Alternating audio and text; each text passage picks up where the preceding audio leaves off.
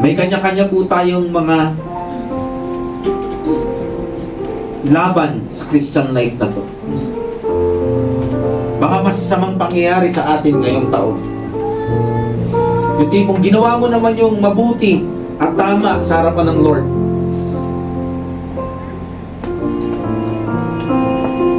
Pero masama pa rin sa paningin ng mundo. Kaya minsan naku-frustrate ka, nadidepress ka, stress out ka, burn out ka, gusto mong mag-quit. Wag.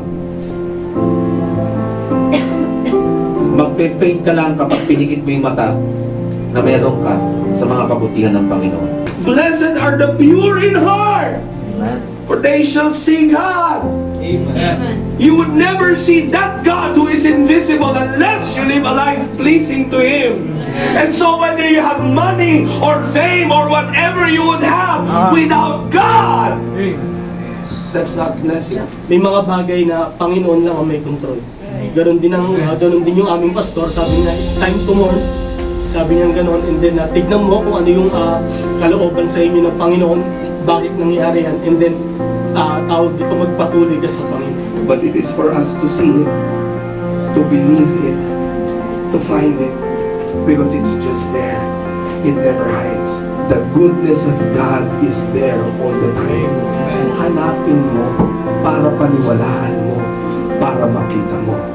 Hindi po nagiging masama ang Diyos, lalo tigit sa kanilang mga nagtitiwala sa Kanya. God bless you. Congratulations for your anniversary. May the Lord's word be a blessing to us.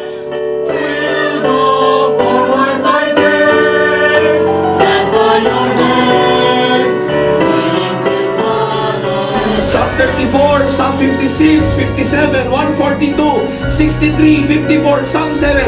Read all those superscriptions and read 1 Samuel, and you would find that the most wonderful songs were composed out of a broken heart.